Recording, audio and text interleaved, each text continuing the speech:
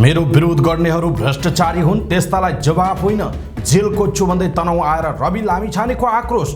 सिंहदरबारको फोहोर नउठाउने काठमाडौँ महानगरपालिकाका मेयर बालिन शाहको घोषणा। प्रहरीले नै कानुन मिचेको छ, फुटपाथका संरचना आफै हटाउनु होला भन्दै मेयर बालिनको आग्रह। संक्रमणकालीन न्याय सम्बन्धी मुद्दाको टुङ्गो लगाउन मध्यम मार्ग अपनाइने प्रधानमन्त्री। पुष्पकमल दाहाल प्रचण्डको जिकिर। शीर्ष 3 दलका नेताहरूबीच सामूहिक विषयमा छलफल भएको सभामुख देवराज घिमिरेको भनाई। फास्ट ट्र्याकबाट संक्रमणकालीन न्याय सम्बन्धी मुद्दा टुङ्गो नलाग्ने नेकपा एमालेका अध्यक्ष केपी शर्मा ओलीको टिप्पणी। संक्रमणकालीन न्याय सम्बन्धी विधेयक समितिमा नगइकन नटुङ्गिने ओलीको स्पष्टोक्ति। प्रधानमन्त्री पुष्पकमल दाहाल प्रचण्डले कमिटमेन्टको मात्रै वर्षा गर्ने गरेको प्रचण्डप्रति ओलीको टिप्पणी। विमानस्थल सुधारको खाका 15 दिनभित्र पेश गर्न उप प्रधानमन्त्री नारायण काजी श्रेष्ठको निर्देशन। उप प्रधानमन्त्री पूर्णबहादुर खड्काले गृह जिल्ला सुर्खेत पुगेर माटोलाई ढोगे। कर्णालीको विकासका लागि प्रधानमन्त्री र आफूले चुनाव अघि नै प्रण गरेको र उक्त प्रण पूरा गर्न प्रतिबद्ध रहेको उप प्रधान एवं रक्षा मन्त्री खड्काको भनाई। उद्योग मन्त्रालयले चालु बजेट खर्च गर्न नसकेको उद्योग मन्त्री रमेश रिजालको टिप्पणी। नेकपा एकीकृत समाजवादी पार्टी परित्यागको घोषणा गर्दै नेता मुकुन्द नेउपानेले भने नेकपा यसका 2/3 मान्छे एमालेमा फर्कँदैछन्। सम्मानित ठाउँ पाए झलनाथ खनाल पनि आउँछन्। सञ्चार माध्यमले कानुन नै बनाउनु हुँदैन झैँ प्रचार गरेको सञ्चार मन्त्री रेखा शर्माको टिप्पणी। व्यक्तिगत चाहना त्यागेर देशको आवश्यकता अनुसार काम गर्न जरुरी रहेको सभामुख देवराज घिमिरेको जिकिर। उपराष्ट्रपति रामसाय प्रसाद यादवले जानकी मन्दिरमा गरे पूजा अर्चना। नेपाली युवाले देशमै पसिना बगाउने वातावरण नभएको नेपाली कङ्ग्रेसका सांसद प्रदीप पौडेलको भनाई। गएको 24 घण्टामा नेपालमा थप 64 जनामा कोरोना भाइरसको संक्रमण पुष्टि। ललितपुरमा अपार्टमेन्ट बनाउने क्रममा छिमेकीका घर भासिए, के भन्छन् ललितपुरकी सांसद डाक्टर तोसीमा कार्की। यसको विषयमा पुरै जानकारी। ढुङ्गा गिटी बेचेर आर्थिक सङ्कट कम गर्नुपर्ने लुम्बिनीका मुख्यमन्त्री लीला गिरीको प्रस्ताव। वीरगञ्जको राम जानकी मन्दिर अतिक्रमण गरेर बनाइएको संरचनामा महानगरले चलायो डोजर। आँखा अस्पताललाई ग्रामीण क्षेत्रसम्म विस्तार गरिने। नेपाल उद्योग वाणिज्य महासङ्घको नयाँ नेतृत्वले युद्ध स्तरमा काम गर्नुपर्ने व्यवसायी शिवप्रसाद घिमिरेको टिप्पणी। प्रतिबन्धित औषधिहरूको बिक्री बढ्यो, सरकारले निरीक्षण गरोस् भन्दै औषधि व्यवसायीहरूको माग। ह्याम्स अस्पतालमा अवतरणको क्रममा हेलिकप्टर दुर्घटना, पाइलट भने सकुशल। चीनको सेनाले ताइवानलाई घेरा हाल्ने अभ्यास थाल्यो। युक्रेनका प्रथम उपविदेश मन्त्री झापरोभा आज भारत आउँदै। भारतीय राष्ट्रपति मुर्मू सैनिक विमानमा विमान चढ्नु अघि राष्ट्रपति मुर्मूलाई गार्ड अफ अनर प्रदान। अफगानिस्तानबाट अमेरिकी सेना ढिलो फर्किएको प्रतिवेदन सार्वजनिक। नेपाललाई समग्रमा 7-1 गोलले हराउँदै भियतनाम ओलम्पिक महिला फुटबल छनौटको दोस्रो चरणमा प्रवेश। नेपाल भने पहिलो चरणबाटै बाहिरियो। इन्डियन प्रिमियर लिग आइपिएलमा दिल्लीको लगातार तेस्रो हार, राजस्थान शीर्ष स्थानमा। इङ्ग्लिस प्रिमियर लिगमा म्यान्चेस्टर युनाइटेडले एभर्टनलाई हरायो। र समाचार पार्टी हेल्थ टिप्स अन्तर्गत आज हामी नशा सम्बन्धी समस्या, उपचार कति सहज र सम्भव छ भन्ने विषयवस्तुमा डाक्टर सुरज आचार्यले दिएको हेल्थ टिप्स प्रस्तुत गर्दैछौँ। हामीलाई अन्तिमसम्म हेर्नुहोला। दर्शक महानुभाव नमस्कार। समाचारपाटी.com को न्युज बुलेटिनमा यहाँलाई हार्दिक स्वागत छ। म प्रहलाद चन्द्र घिमिरे। आज मिति विक्रमसम्म 2079 साल चैतको 26 गते आइतबार इस्वीसम्म सन् 2023 अप्रिल 9 तारिक। सदाको झैँ आज पनि हामी उपस्थित भएका छौँ आजका महत्त्वपूर्ण समाचार, ब्रेकिङ न्युज अपडेट लगायत तपाईँलाई काम लाग्ने हेर्नै पर्ने महत्त्वपूर्ण खबरहरू लिएर। हाम्रो मेहनतका लागि यो भिडियोमा एउटा लाइक अवश्य गर्नुहोला। दर्शक महानुभाव पलपलको न्युज अपडेटका लागि हाम्रो च्यानललाई तपाईँले अहिलेसम्म सब्स्क्राइब गर्नुभएको छैन भने कृपया सब्स्क्राइब गर्नुहोस् अनि नजिकै आउने बेल आइकनलाई क्लिक गर्नुहोला। हामीलाई कहाँबाट हेर्दै हुनुहुन्छ अनि कस्तो लाग्दैछ त्यो कुरा पनि तलको कमेन्ट बक्समा कमेन्ट गर्नुहोला। आउनुहोस् दर्शक महानुभाव आजका महत्त्वपूर्ण समाचार सुरु गरौँ। रवि लामिछानेले तनहुँमा आएर एउटा आक्रोश व्यक्त गरेका छन्। मेरो विरोध गर्नेहरू भ्रष्टाचारी हुन्, त्यस्तालाई मैले जवाफ दिने होइन जेल कोच्छु भन्दै रवि लामिछानेले व्यक्त गरेको आक्रोशको प्रसङ्गबाट। राष्ट्रिय स्वतन्त्र पार्टीका सभापति रवि लामिछानेले 30 वर्षसम्म शासन सत्ता चलाएर देश खोक्रो बनाउनेहरूले आफूहरूलाई प्रश्न सोध्ने र आलोचना गर्ने अधिकार नरहेको बताउनुभयो। तनहुँको आबु खैरेनीमा स्वर्णिम वाग्लेका लागि मत माग्न आयोजित आमसभामा सभापति लामिछानेले आफूलाई प्रश्न सोध्ने ती व्यक्तिहरूलाई राष्ट्रपाको सरकार बनेपछि भ्रष्टाचारमा जेल कोच्ने चेतावनी दिनुभयो। लामिछानेले भन्नुभयो, हाम्रो सरकार बन्यो भने भ्रष्टाचारमा जेल कोच्ने भनेका मान्छेले हाम्रो आलोचना गरेका छन्, तिनका प्रश्नको जवाफ म दिन्न, तिनलाई त जेल ठोक्ने हो। 30 वर्ष देश लुट्ने लुट्नेहरूले हामीलाई प्रश्न सोध्न लाज मान्नुपर्छ, हामीलाई प्रश्न सोध्ने होइन। सभापति लामिछानेले जान्नेलाई जनताले छान्नुपर्ने भन्दै सबै दलभित्र रहेकाहरूलाई योग्य र सक्षमलाई समेटेर आफू अगाडि बढ्ने पनि बताउनु भयो। दर्शक महानुभाव, रवि लामिछानेको भनाइप्रति तपाईँको धारणा के छ? आफ्नो धारणा तलको कमेन्ट बक्समा कमेन्ट गर्नुहोला। काठमाडौँ महानगरपालिकाका मेयर बालिन शाहले राजनीतिक दलका नेताहरूप्रति कडा टिप्पणी गर्नुभएको छ। सिंहदरबारको फोहोर नउठाउने घोषणा गर्दै मेयर शाहले आधिकारिक फेसबुक पेजमा लेख्नु भएको छ, साँच्चीकै देश सफा गर्नु पर्ने त्यहाँका नेताहरूले सिसडोलमा डम्प गर्नुपर्ने हुन्छ। शुक्रबार गैरगाउँ स्थित बागमती किनारको सुकुम्बासी बस्तीमा डोजर चलाउन खोज्दा असहयोगको महसुस गर्नुभएका मेयर शाहले सिंहदरबारलाई असहयोग गर्ने सङ्केत गर्नुभयो। काठमाडौँ महानगरका वातावरण विभाग प्रमुख रबिन मान श्रेष्ठले भने यसबारे प्रतिक्रिया दिनु मान्नु भएन। उहाँले भन्नुभएको छ, मेयर साहबको आधिकारिक पेजमा नै कुरा आएपछि त्यसै अनुसार बुझ्नुपर्छ, उहाँको भनाइरहेको छ। यसैबीच मेयर बालिन शाहले फुटपाथमा निर्माण भएका प्रहरी संरचना हटाउन पनि आग्रह गर्नुभएको छ। फुटपाथ सधैँ मान्छे हिँड्नका लागि प्रयोग हुनुपर्ने भन्दै उहाँले यस्तो आग्रह गर्नुभएको हो। सामाजिक सञ्जालमा एउटा स्टाटस लेख्दै शाहले फुटपाथमा व्यापार गर्न रोकेको स्मरण गराउँदै नियम सर्वसाधारणका लागि मात्रै नभएर सबैका लागि समान हुनुपर्ने बताउनुभयो। फोहोरको विषयलाई लिएर बिहानै आक्रोशित मोडमा आउनुभएका मेयर बालिन शाहले महानगरपालिकाभित्र फुटपाथ मिचेर बनाइएको भन्दै प्रहरी बिटोहरूको तस्बिर पनि सार्वजनिक गर्नुभएको छ। उहाँले भन्नुभएको छ, कानुन कार्यान्वयन गर्ने नेपाल प्रहरीले नै बाटो मिचेर आफ्नो संरचना बनाउँछ भने त्यो गलत हुन्छ। त्यो संरचना प्रहरी आफैले हटाउनु होला, उहाँको भनाइ छ। नत्र समतामूलक कानुनको प्रयोगको लागि पनि हामी ती संरचना हटाउन बाध्य हुनेछौँ, उहाँको भनाइरहेको छ। उहाँले विभिन्न दूतावास लगायत विदेशी नियोगका हकमा पनि सम्बन्धित मन्त्रालयलाई काम अगाडि बढाउन आग्रह गरिएको बताउनुभयो। कानुन सर्वसाधारण र अरूका लागि एउटै हुन्छ भन्ने तथ्य स्थापित गराउन सबै तयार हुनुपर्ने शाहको भनाइ छ। प्रधानमन्त्री क्वार्टर अगाडि बालुवाटार, जडीबुटी चोक, सिनामङ्गल चोक, असन चोक, रातो पुल प्रहरी बिट, बौद्ध प्रहरी वृत्त अगाडिको बिट लगायत दर्जनौं क्षेत्रमा प्रहरीका अस्थायी संरचना रहेका छन्। दर्शक महानुभाव, केन्द्र सरकारले आफूलाई असहयोग गरेको भन्दै आफूले पनि फोहोर नउठाउने, सिंहदरबारभित्रको फोहोर नउठाउने र अनि सर्वसाधारणका लागि र अरू पनि सरकारी निकायहरूलाई पनि नियम एउटै हुने र फुटपाथमा रहेका संरचनाहरू हटाउनका लागि जसरी काठमाडौँ महानगरपालिकाका मेयर बालिन शाहले आफ्नो फेसबुकको स्टाटस लेखेर चेतावनी दिनुभएको छ, आग्रह गर्नुभएको छ। यो कुरा तपाईँलाई कस्तो लाग्यो? आफ्नो कुरा तलको कमेन्ट बक्समा कमेन्ट गर्नुहोला। प्रधानमन्त्री पुष्पकमल दाहाल प्रचण्डले संक्रमणकालीन न्याय सम्बन्धी मुद्दाको टुङ्गो लगाउन मध्यम मार्गको विकल्प अपनाउने बताउनु भएको छ। सिंहदरबार स्थित सभामुखको कार्यालयमा बसेको शीर्ष 3 दलका नेताहरूको बैठकपछि सञ्चारकर्मीहरूसँग कुराकानी गर्दै उहाँले यस्तो बताउनु भएको हो। उहाँले बैठकमा टीआरसीसँग सम्बन्धित विधेयक, संवैधानिक परिषदसँग सम्बन्धित विधेयक र सम्पत्ति शुद्धिकरण सम्बन्धी विधेयकलाई छिटो टुङ्ग्याउने भन्ने बारेमा छलफल भएको बताउनुभयो। उहाँले चैतको 28 गते विज्ञहरूसँग बसेर यसको प्राविधिक पाटो पनि टुङ्ग्याउने बताउनु भएको छ। प्रधानमन्त्री दाहालले सरकार पक्षधर र राजनीतिक दलहरूले पनि संक्रमणकालीन न्याय सम्बन्धी विधेयक फास्ट ट्र्याकबाट नै टुङ्ग्याउने पक्षमा रहेको बताउनु भएको छ। सभामुख देवराज घिमिरेले शीर्ष दलका नेताहरूबीच कुराकानी नभएको अवस्थालाई मध्यनजर गरेर बैठक बोलाइएको बताउनु भएको छ। सिंहदरबार स्थित कार्यालयमा बसेको 3 दलका शीर्ष नेताहरूको बैठक पछिल्लो समय 3 राजनीतिक दलका नेताहरूबीचमा सामूहिक विषयमा कुराकानी हुन नसकेको अवस्थालाई मध्यनजर गरी बोलाइएको सभामुख घिमिरेको भनाइ छ। उहाँले नेताहरूको बीचमा पछिल्लो समय कुनै पनि सामूहिकताका विषयमा कुराकानी हुन नसकेको र शनिबार सामान्य कुराकानी गराउने प्रयास भएको बताउनुभयो। घिमिरेले नेताहरूबीच सामूहिक विषयमा नै छलफल भएको बताउनु भएको छ। नेकपा एमालेका अध्यक्ष केपी शर्मा ओलीले संक्रमणकालीन न्याय सम्बन्धी विधेयक समितिमा नगइकन नटुङ्गिने स्पष्ट पार्नुभयो। सिंहदरबार स्थित सभामुखको कार्यालयमा बसेको शीर्ष 3 दलका नेताहरूको बैठकपछि सञ्चारकर्मीहरूसँग कुराकानी गर्दै उहाँले यस्तो बताउनु भएको हो। उहाँले छलफलमा संसदलाई गतिशील बनाउने कुरामा छलफल भएको बताउनुभयो। उहाँले अहिलेको बैठक प्रारम्भिक रहेको र बैठक सकारात्मक रहेको उल्लेख गर्नुभयो। ओलीले संक्रमणकालीन न्याय सम्बन्धी विधेयक कुनै न कुनै हिसाबले समितिमा लैजानु पर्ने पनि बताउनु भएको छ।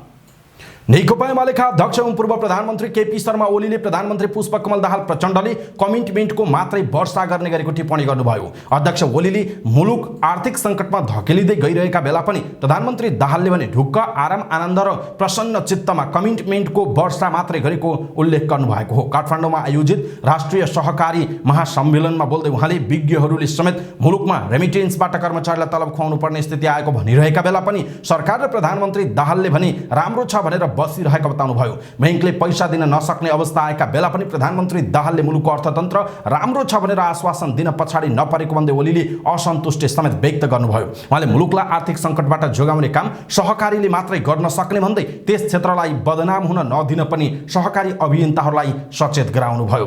यसैबीच एमाले अध्यक्ष ओलीले आफ्नो पार्टी मुलुकको प्रमुख शक्तिको रूपमा रहेको दावी गर्नुभएको छ। पार्टी निकट अखिल नेपाल महिला सङ्घको काठमाडौँमा सुरु भएको 7औं राष्ट्रिय महाधिवेशनको उद्घाटन गर्दै उहाँले सो कुरा बताउनु भएको हो। ओलीले एमाले मुलुकमा अरू पार्टीभन्दा बढी बलियो, व्यापक र अग्लो रहेको पनि दाबी गर्नुभयो। उहाँले एमालेलाई समाप्त पार्न दुनियाँका सबै शक्तिहरू लागे पनि त्यसलाई जोगाएर पार्टीलाई सशक्त बनाउन योगदान दिएको भन्दै अखिल नेपाल महिला सङ्घलाई धन्यवाद पनि दिनुभएको छ। पार्टीमा आबद्ध महिलाहरूको निष्ठाकै कारण एमाले पनि अहिले बलियो शक्तिको रूपमा रहन सकेको पनि ओलीको भनाइरहेको छ। उपप्रधान एवं गृहमन्त्री नारायण काजी श्रेष्ठले त्रिभुवन अन्तर्राष्ट्रिय विमानस्थलको तत्कालीन र दीर्घकालीन सुधारको खाका 15 दिनभित्र पेश गर्न निर्देशन दिनुभएको छ। विमानस्थल स्थित अध्यागमन कार्यालयको अनुगमन तथा निरीक्षणका क्रममा सेवाग्राहीको गुनासो सुन्दै उपप्रधान एवं गृहमन्त्री श्रेष्ठले विमानस्थलको विभिन्न विषयमा सुधारका लागि खाका तयार गरी 15 दिनभित्र पेश गर्न निर्देशन दिनुभएको हो। सेवा प्रवाहको अवस्था, सेवाग्राहीले भोग्ने गरेका दुःख र हैरानी, लगेजको सुरक्षाको प्रश्न, राष्ट्रिय सुरक्षालाई केन्द्रमा राखेर अपराध र अपराधी नियन्त्रणमा शून्य सहनशीलता, डिजिटलाइजेसन लगायतको विषयमा सुधारको खाका तयार पार्न उहाँले निर्देशन दिनुभएको हो। त्यस्तै श्रेष्ठले विमानस्थलमा श्रमिकलाई सम्मानजनक व्यवहार र पर्यटकलाई राम्रो सत्कार गर्ने पक्षमा कोही नचुक्न पनि निर्देशन दिनुभयो।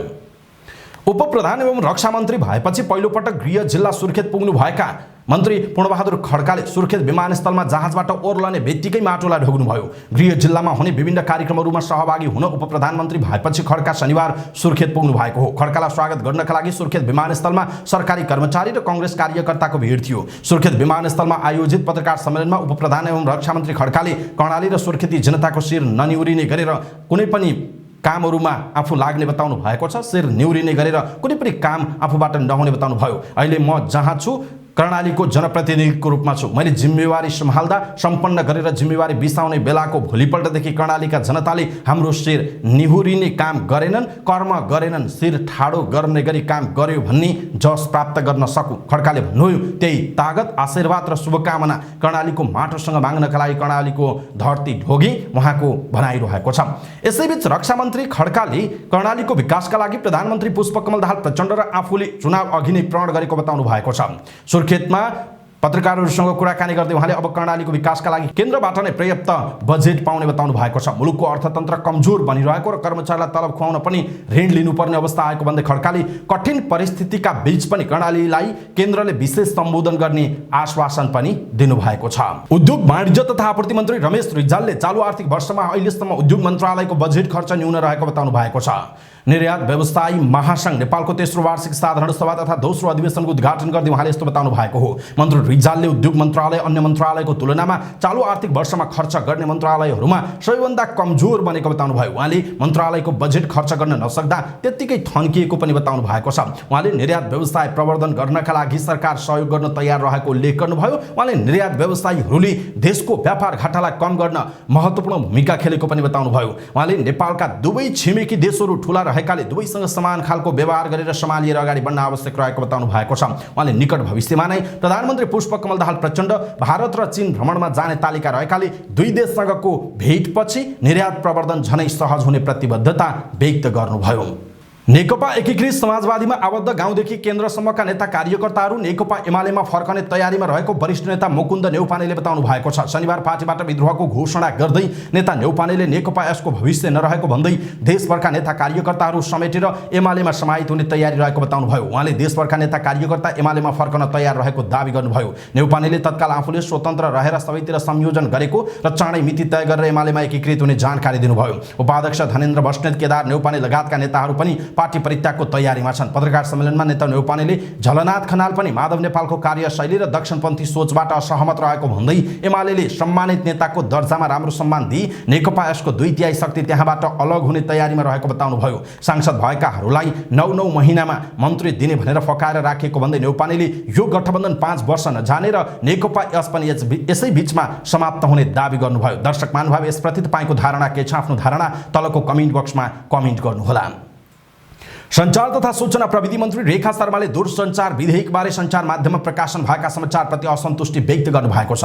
नेपाल पत्रकार महासंघ काठमाडौँ शाखाको 23औं वार्षिक साधारण सभालाई सम्बोधन गर्दै उहाँले यस्तो बताउनु भएको हो। मन्त्री शर्माले मन्त्रालयमा छलफल नै नभएका विषयवस्तुहरूका बारेमा पछिल्लो समय सञ्चार माध्यमहरूमा ठूला अक्षरमा समाचार छापिएको भन्दै असन्तोष व्यक्त गर्नुभएको हो। उहाँले मन्त्रालयमा छलफल नै नभएका विषयवस्तुहरूलाई लिएर समाचार प्रकाशन एवं प्रसारण हुँदा नीति निर्माण गर्नेहरूलाई कानुन नै बनाउन नहुने हो कि भन्ने स्थिति आएको बताउनुभयो। उहाँले प्रक्रिया सुरु नगर्दा नै सञ्चार माध्यमले कल्पना गरेर समाचार प्रकाशन गरेको आरोप लगाउनुभयो। मन्त्री स्तरमाले कानुन बनाउँदा सरकारले राष्ट्रिय हित सर्वोपरि राखेर नै निर्माण गर्ने र कानुन निर्माणको प्रक्रिया आफूलाई स्पष्ट रूपमा जानकारी रहेको बताउनुभयो। उहाँले अनलाइन मिडियाहरूलाई नियमन गर्न सक्ने कानुन सरकारसँग नरहेको भन्दै आम सञ्चार ऐन, मिडिया काउन्सिल ऐन बनाउँदा सबै कुरा समेटेर निर्माण गर्ने प्रतिबद्धता पनि व्यक्त गर्नुभयो। सभामुख देवराज घिमिरेले समाजलाई आर्थिक र सामाजिक विकास गरेर लैजानुपर्ने आवश्यकता रहेको बताउनु भएको छ। काठमाडौँमा लायन्स क्लबको उद्घाटन कार्यक्रमलाई सम्बोधन गर्दै उहाँले यस्तो बताउनुभयो। उहाँले देशले राजनीतिमा ठूलो परिवर्तन गरेर यहाँसम्म आइपुगेको उल्लेख गर्दै अब समाजलाई आर्थिक र सामाजिक विकास गर्नुपर्ने दायित्व पूरा गर्न आवश्यक रहेको उल्लेख गर्नुभएको हो। उहाँले अहिले समाजले प्रणाली र प्रणालीलाई नेतृत्व गरिरहेका नेताहरू कुर्सीका लागि होडबाजी गरिरहेको प्रश्न उठाइरहेका बेला लायन्स क्लबले गरेका कामहरूबाट सिक्दै अगाडि बढ्न आवश्यक रहेको पनि बताउनुभयो। सभामुख घिमिरेले आफ्नो व्यक्तिगत चाहना त्यागेर देशको आवश्यकतालाई मध्यनजर गरी अगाडि बढ्न जरुरी रहेको उल्लेख गर्नुभयो। सभामुख घिमिरेले लायन्स क्लबले शिक्षा, स्वास्थ्य, प्राकृतिक सौन्दर्यता खोज्ने कुरामा महत्त्वपूर्ण भूमिका निर्वाह गरेको पनि बताउनुभयो। उपराष्ट्रपति रामसहाय प्रसाद यादवले जनकपुर धामको प्रसिद्ध जानकी मन्दिरमा विशेष पूजा अर्चना गर्नुभएको छ। उपराष्ट्रपति भएपछि पहिलोपटक जनकपुर धाम पुग्नुभएका उहाँ जानकी मन्दिरमा विशेष पूजा अर्चना, दर्शन तथा अवलोकन गर्नुभयो। उहाँलाई मन्दिरका सहायक महन्त रामरोशन दास वैष्णव सहितका साधु सन्तले स्वागत गर्नुभएको थियो। उपराष्ट्रपति यादवले श्रीराममा आयोजना भएको कार्यक्रममा शरीक हुनका लागि जनकपुर पुगेका बेला जानकी मन्दिरको विशेष पूजा गर्नुभएको हो। नेपाली कांग्रेसका नेता तथा प्रतिनिधि सभा सदस्य प्रदीप पौडेलले अहिले पनि नेपाली युवाले देशमै पसिना बगाउने वातावरण नभएको बताउनु भएको छ। काठमाडौँमा आयोजित एक कार्यक्रमलाई सम्बोधन गर्दै नेता पौडेलले नेपाली युवाले देशमै पसिना बगाउन चाहे पनि त्यो वातावरण नभएको बताउनु भएको हो। उहाँले अब सबै युवालाई स्वदेशमै रोजगारी दिनुपर्ने बताउँदै त्यसका लागि रोजगारी सृजना गर्न सही नीति ल्याउनु पर्ने बताउनुभयो। कुनै नीति ल्याउँदा कसैको पक्ष र कसैको विरोधमा हुने गरेको बताउँदै उहाँले सबैको पक्षमा हुने नीति ल्याउन छलफल हुनुपर्ने बताउनु भएको छ। दर्शक महानुभाव, नेपाली कांग्रेसका नेता एवं सांसद प्रदीप पौडेलले खास गरी अहिले पनि नेपाली युवाले देशमै पसिना बगाउने वातावरण नभएको बताइरहनु भएको छ। हाम्रा कतिपय दर्शकहरूले विदेशबाट हामीलाई हेरिरहनु भएको छ। तपाईलाई उहाँको भनाइ कस्तो लाग्छ आफ्नो कुरा तलको कमेन्ट बक्समा कमेन्ट गर्नुहोला। पछिल्लो 24 घण्टामा नेपालमा 64 जनामा कोभिड-19 कोरोना भाइरसको संक्रमण पुष्टि भएको छ। स्वास्थ्य तथा जनसङ्ख्या मन्त्रालयका अनुसार देशभरका प्रयोगशालामा 1170 जनामा नमुना परीक्षण गर्दा उनीहरूमा कोरोना संक्रमण पुष्टि भएको हो। मन्त्रालयका अनुसार हाल देशभरमा 357 सक्रिय संक्रमित छन्। उनीहरूमध्ये 15 जना संक्रमित संस्थागत आइसोलेसनमा छन् भने 15 जनाको आइसियु र 5 जनाको भेन्टिलेटरमा उपचार भइरहेको जनाइएको छ।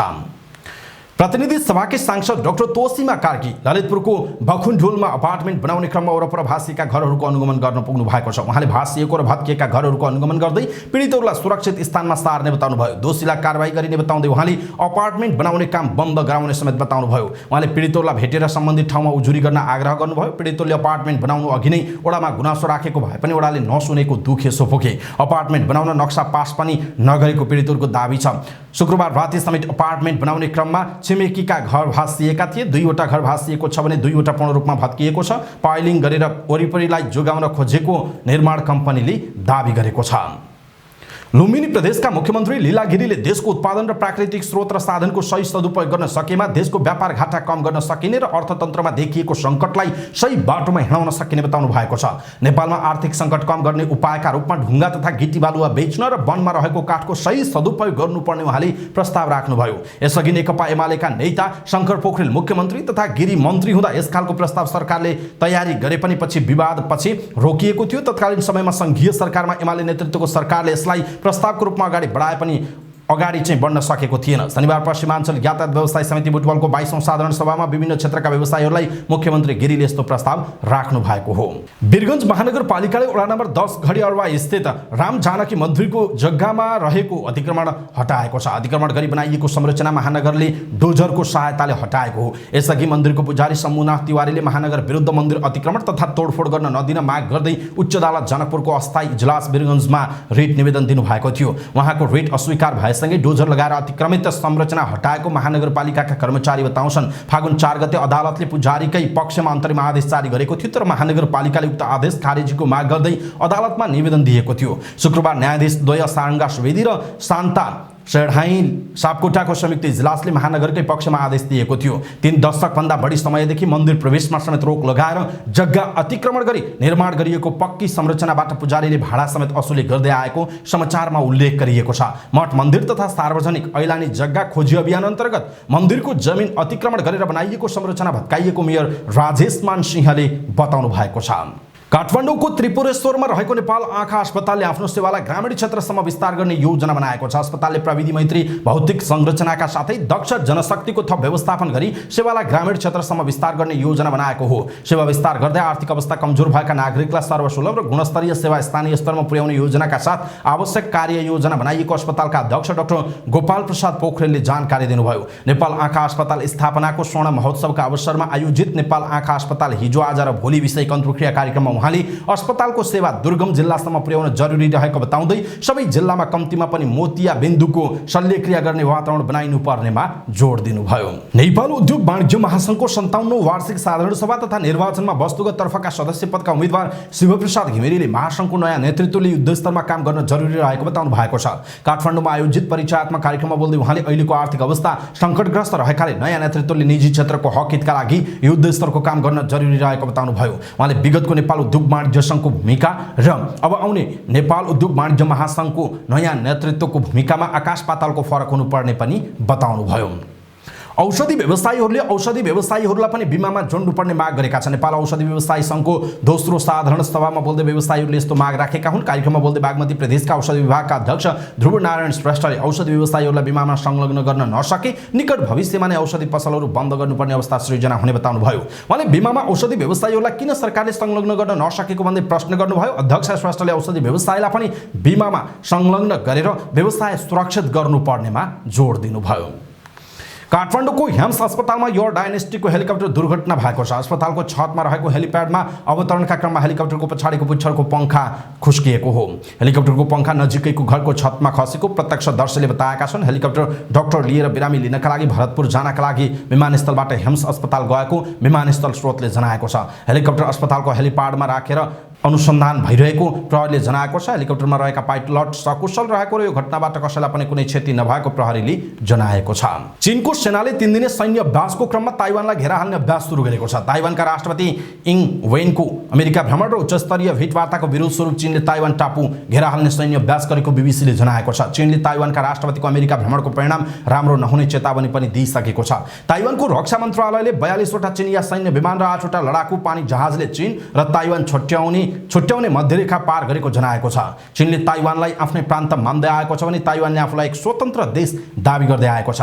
चीनिया सरकारी सञ्चार माध्यमले अहिले चलिरहेको सैन्य अभ्यासले ताइवान टापुलाई चीनले जुनसुकै बेला कब्जा गर्न सक्ने सामर्थ्य देखाउन खोजेको बताएका छन्। चीनिया सेनाले ताइवान वरपर लामो दूरीका रकेट, मिसाइल, लडाकु विमान, बम वर्षा लगायतका अत्याधुनिक हतियार तैनात गरेको छ। केही समय अघि भएको चीनिया जनकङ्ग्रेसको बैठकमा राष्ट्रपति सी जिनपिङले ताइवानलाई चीनकै प्रान्तको रूपमा राख्न जुनसुकै बेला बल प्रयोग गर्न सक्ने बताएका थिए। ताइवान मुद्दालाई लिएर चीन र अमेरिका बीच पनि सम्बन्ध बिग्रँदै गएको छ। अमेरिकाले ताइवानलाई हतियार बिक्री गर्ने र ताइवान वरपर अत्याधुनिक हतियार सहितका सेना परिचालनको काम गरिरहेको छ। यसलाई चीनले अधिनायकवादी काम भएको आरोप लगाएको छ। युक्रेनका प्रथम उपविदेश मन्त्री एमिने झापरोभा आज भारत भ्रमणमा आउँदैछन्। रुसले युक्रेनमाथि आक्रमण गरेपछि भारतको भ्रमण गर्ने उनी पहिलो युक्रेनी मन्त्री हुनेछन्। रुसबाट तेलका साथै अन्य सैन्य उपकरण आयात गर्दै आएको भारत रुसमाथिको परनिर्भरताबाट उम्कन सकेको छैन भने पश्चिमा देशहरूबाट एक्लिएको रुससँगको सम्बन्ध सन्तुलन चुनौतीपूर्ण बनेको छ। रुससँगको लामो समयदेखिको सुरक्षा सम्बन्धले भारतलाई जटिल कूटनीतिक स्थितिमा पुर्याएको बीबीसी हिन्दीले जनाएको छ। भारतले युक्रेन र रुस बीचको वैमनस्यतापूर्ण सम्बन्धको अन्त्य हुनुपर्नेमा जोड दिए पनि रुसी आक्रमणको अहिलेसम्म निन्दा गरेको छैन। यसअघि चीन पनि युक्रेनमाथि रुसी आक्रमण बारेमा तटस्थ रहँदा भारतलाई सम्बन्ध कायममा केही सजिलो भए पनि चीन स्पष्ट रूपमा रुसको पक्षमा उभिएपछि भारतलाई कूटनीतिक समस्या थपिएको हो। भारतमा रहँदा युक्रेनी उपविदेश मन्त्री झापरोभाले विदेश मन्त्रालयका वरिष्ठ अधिकारीसँग युक्रेनको वर्तमान अवस्थाका बारेमा छलफल गर्ने भारतको बाह्य मामिला मन्त्रालयले जारी गरेको विज्ञप्तिमा उल्लेख गरिएको छ। भारतीय राष्ट्रपति द्रौपदी मुर्मुले शनिबार असमको तेजपुर एयरफोर्स स्टेसनमा सुखोई 30 MKI लडाकु विमानमा उडान भरेकी छिन्। सो विमानमा चढ्नु अघि राष्ट्रपतिलाई स्टेसनमा गार्ड अफ अनर दिइएको थियो। राष्ट्रपति मुर्मु अप्रिल 5 देखि 8 सम्म असमको 3 दिने राजकीय भ्रमणमा छन्। शुक्रबार राष्ट्रपति मुर्मु गुवाहाटी उच्च अदालत स्थापनाको 75 वर्ष पूरा भएको अवसरमा गुवाहाटीमा आयोजित समारोहमा सहभागी भएकी थिइन्। समारोहमा उनले महिला तथा वृद्ध वृद्धाको सुरक्षाका लागि बनाइएको मोबाइल एप भोरोक्सको शुभारम्भ समेत गरेकी थिइन्। सभालाई सम्बोधन गर्दै राष्ट्रपतिले भारतको न्यायिक परिदृश्यमा गुवाहाटी उच्च अदालतको एक अद्वितीय स्थान रहेको बताएका छिन्। यो अदालतको सन् 1948 मा स्थापना भएको हो। भ्रमणको दोस्रो दिन राष्ट्रपतिले आसामको काजीरंगा राष्ट्रिय निकुञ्जमा गज उत्सव 2023 को उद्घाटन गरिन्। त्यस अवसरमा राष्ट्रपतिले प्रकृति र मानवता बीचको पवित्र सम्बन्ध रहेको बताएकी थिइन्। अमेरिकाको एक अनुसन्धानात्मक प्रतिवेदनले अमेरिका अफगानिस्तानबाट अस्वाभाविक र असहज फिर्ती हुनुभन्दा पहिला नै सहज रूपले फिर्ता भएको भए राम्रो हुने देखाएको न्युयोर्क टाइम्सले उल्लेख गरेको छ।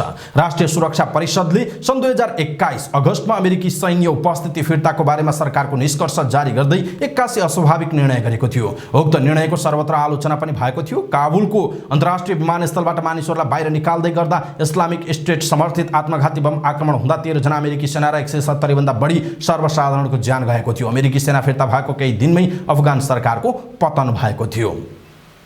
ओलम्पिक खेलकुदको महिला फुटबलको छनौट अन्तर्गत नेपालले भियतनामसँग समग्रमा 7-1 गोलले पराजित भएर पहिलो चरणबाटै बाहिरिएको छ। दशरथ रङ्गशालामा शनिबार भएको दोस्रो लेगमा नेपालले भियतनामसँग 2-0 गोलको हार बेहोर्यो। यसअघि पहिलो लेगमा नेपाली टोली 5-1 गोलले पराजित भएको थियो। फराकिलो जितपछि बलियो मनोबलमा देखिएको भियतनामले दोस्रो लेगमा पनि शानदार सुरुवात गरेको थियो। उसले सुरुको 7 मिनेटमै 2-0 गोलको अग्रता लिएको थियो। भियतनामका लागि दुवै गोल फार्म हाई एनले गरेकी हुन्। उनले 2 मिनेटमा 2 गोल गरिन्। 5औं मिनेटमा टोलीलाई अग्रता दिलाएकी एनले 2 मिनेट लगत्तै अग्रता दोब्बर बनाएकी थिइन्। भारतमा जारी इन्डियन प्रिमियर लिग आइपिएलको 16औं संस्करणमा दिल्ली क्यापिटल्सले लगातार तेस्रो हार बेहोरेको छ। यस सिजन सङ्घर्ष गरिरहेको दिल्ली शनिबार भएको खेलमा राजस्थान रोयल्ससँग 57 रनले पराजित भएको हो। सिजनको दोस्रो जितपछि राजस्थान 3 खेलबाट 4 अङ्क जोड्दै राजस्थान शीर्ष स्थानमा उक्लिएको छ। समान 4 अङ्क रहेको Lucknow super giants, Gujarat titans र पन्जाब किङ्सलाई राजस्थानले रन रेटमा पछाडि पारेको छ। लगातार 3 खेल हारेको दिल्ली अङ्कविहीन हुँदै 4मा छ। राजस्थानले दिएको 200 रनको लक्ष्य पछ्याएको दिल्लीले 20 ओभरमा 9 विकेट गुमाएर 142 रन मात्र बनाउन सकेको थियो। इङ्ग्लिस प्रिमियर लिग फुटबलमा म्यान्चेस्टर युनाइटेडले एभर्टनलाई हराएको छ। घरेलु मैदान ओल्ड ट्राफोर्डमा भएको खेलमा युनाइटेडले एभर्टनलाई 2-0 गोलले हराएको हो। युनाइटेडका लागि म्याकटोमिनी र एन्थोनी मार्सियलले गोल गरेका थिए। जितसँगै युनाइटेड 29 खेलमा 56 अङ्कसहित तेस्रो स्थानमा उक्लिएको छ। एभर्टन भने 27 अङ्कसहित 16औं स्थानमा छ। समाचार पार्टी न्यूज बुलेटिनमा पालो भएको छ समाचार पार्टी हेल्थ टिप्स। समाचार पार्टी हेल्थ टिप्स अन्तर्गत आज हामी नशा सम्बन्धी समस्या र उपचार कति सहज र सम्भव छ भन्ने विषयवस्तुमा डाक्टर सुरज आचार्यले दिएको हेल्थ टिप्स प्रस्तुत गर्दैछौँ। हामीलाई अन्तिमसम्म हेर्नुहोला। धेरै मानिसहरूले नशा भन्नाले शरीरमा रक्त प्रवाह गर्ने माध्यम वा रक्तनलीलाई मात्र नशा भनेर बुझेको पाइन्छ। वास्तवमा रक्त प्रवाह गर्ने नलीलाई रक्तनली वा ब्लड भेसल्स भनिन्छ। अर्को प्रकारको नशा भनेको हामी जसलाई स्नायु नर्भ भन्दछौँ। हाम्रो शरीर सञ्चालनको केन्द्रीय कार्यालय भनेको ब्रेन हो। सेन्ट्रल नर्भ सिस्टमबाट शरीरका विभिन्न अङ्गसम्म पेरिफेरल नर्भ फैलिएका हुन्छन्। ती सेन्ट्रल नर्भ सिस्टमको निर्देशन अनुसार हरेक अङ्ग चलेका हुन्छन्। सेन्ट्रल निर्देशनलाई हरेक अङ्गसम्म पुर्याउने माध्यम चाहिँ पेरिफेरल नर्भ सिस्टम हो। उदाहरणका लागि जस्तै हामीले आँखा देखिरहेका छौँ वा कानले सुनिरहेका छौँ। ब्रेनमा आँखा वा कानलाई नियन्त्रण गर्ने एउटा इकाइ हुन्छ। त्यो इकाइ बिग्रिएमा वा असक्षम भएमा हामी आँखा देख्न वा कान सुन्न सक्दैनौँ। यद्यपि कान वा आँखा सकुशल नै रहन्छ, केवल ती अङ्ग नियन्त्रण गर्ने केन्द्रीय इकाइ मात्र असक्षम भएको हो। छोटकरीमा भन्नुपर्दा नशारोग भनेको स्नायु प्रणालीसँग सम्बन्धित समस्यालाई जनाउँदछ। जस्तै नशा सम्बन्धी रोगहरू जस्तै प्यारालाइसिस, नशा च्यापिएर हुने समस्या, नशा कमजोर भएर सुक्ने, दिमागको नशा सुक्दै जाने, मुख बाङ्गिने, त्यस्तै गरी कानको नशा सुक्दै जाने आदिले स्नायु प्रणाली नर्भ सिस्टमसँग सम्बन्धित समस्यालाई जनाउँदछन्। स्नायु प्रणाली नर्भ सिस्टम सम्बन्धी रोग लाग्न थालेमा केही लक्षणहरू देखिन सक्छ। जस्तै हात खुट्टा झमझमाउने, पोल्ने, लाटो हुने, लुलु हुने, मासु सुक्दै जाने, शरीरको कुनै अङ्गको कार्यक्षमतामा ह्रास आउने, रिङ्गाटा लाग्ने, कुनै अङ्गमा दुखाइको अनुभव हुन सक्दछ। यस्ता समस्या भएमा स्नायु प्रणाली सम्बन्धी रोग लागेको अनुमान गर्न सकिन्छ। करिब 1 दशक अगाडिसम्म प्राय स्नायु प्रणाली सम्बन्धी बिरामी 40 देखि 50 वर्ष काटेका भेटिन्थे भनेर डाक्टरले भन्नुभएको छ। आजकल कलिलै उमेरका व्यक्तिहरूलाई पनि यो समस्या देखिएको बताइन्छ। यो सङ्ख्या बढ्दो छ। प्रमुख कारण 3 वटा छन्, जस्तै आहार, विहार र विचार। आहार भनेको खानपिन, विहार भन्नाले शारीरिक कसरत र विचार भन्नाले वैचारिक सन्तुलनमा बुझिन्छ। यी तीनवटा कुराको सन्तुलन नभएमा रोग लाग्दछ। अहिलेको पुस्तामा सन्तुलित दिनचर्या नभएकाले यो अवस्था सृजना भएको होला जस्तो लाग्छ। अस्वस्थकर जीवनशैलीले विकराल परिस्थिति सृजना गरिरहेको छ। फलत 50 वर्षमा लाग्ने रोग करिब करिब 20-25 वर्षको कलिलो उमेरमा नै देखिन थालेको छ। यदि स्नायु प्रणाली नर्भ सिस्टम सम्बन्धी समस्या भएको व्यक्ति 3 महिना वा 6 महिनाभित्र उपचार गर्न डाक्टरकोमा पुग्यो भने अति नै चाँडो निको पार्न सकिन्छ। दशकौं वर्ष पुरानो एकदम जटिल भएमा मात्रै गाह्रो हुने हो। समयमै आउने हो भने त स्नायु प्रणाली सम्बन्धी सबै समस्या अति चाँडो निको पार्न सकिने डाक्टरहरूले बताएका छन्। धेरै हस्पिटलले अपरेसन गर्नु भनेको बिरामी समेत हामीले बिना अपरेसन सफल उपचार गरेका छौँ।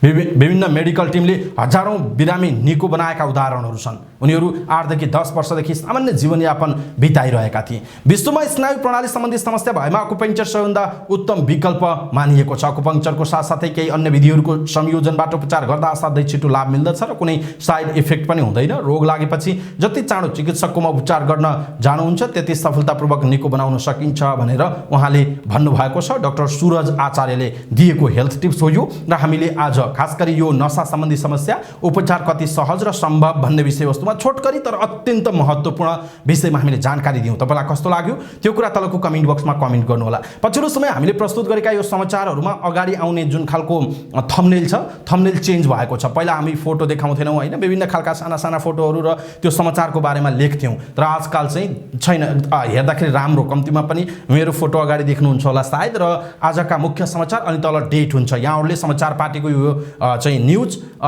ठ्याक्कै हेर्ने बित्तिकै छुट्याउनुहुन्छ भनेर चाहिँ हामीले यो प्रयास गरेका छौँ। यो प्रयास तपाईँलाई कस्तो लागेको छ त्यो कुरा पनि लेखिदिनु होला। र खास गरी यो थम्बनेल चेन्ज भएको कारणले केही साथीहरूले समाचार पार्टीको थम्बनेल त अर्कै हुन्थ्यो, अर्कै खालको समाचार आउँथ्यो, यो होइन कि भनेर होला। आजकल भ्युजमा चाहिँ अलिकति समस्याहरू देखिरहेको छ। त्यसकारण तपाईँले आफ्ना आफन्तजन, साथीभाइ, इष्टमित्रहरूलाई चाहिँ यो भिडियो सेयर गरेर समाचार पार्टीको न्युजको चाहिँ थम्बनेल यस्तो छ भनेर पनि जानकारी गराइदिनु होला। यहाँहरूले मिल्छ भने आफ्नो फेसबुकमा लगेर चाहिँ यसलाई सेयर गर्नुभयो भने तपाईँको आफन्तजन, इष्टमित्रमा पुग्छ र यो समाचार उहाँहरूले हेर्न सक्नुहुनेछ। हेल्थ टिप्समा पनि हेरेर स्वास्थ्यको पनि लाभ लिन उहाँहरूले सक्नुहुनेछ। हेरेर साथ दिनु यहाँहरूलाई धेरै धेरै धन्यवाद छ। समाचारपार्टी.com को युट्युब च्यानललाई तपाईँले अहिले पनि सब्स्क्राइब गरिसक्नु भएको छैन भने कृपया सब्स्क्राइब गर्नुहोस् अनि नजिकै आउने बेल आइकनलाई क्लिक गर्नुहोला। कहाँबाट हेर्दै हुनुहुन्छ, कस्तो लाग्दैछ ती कुराहरू तलको कमेन्ट बक्समा कमेन्ट गर्नुहोला।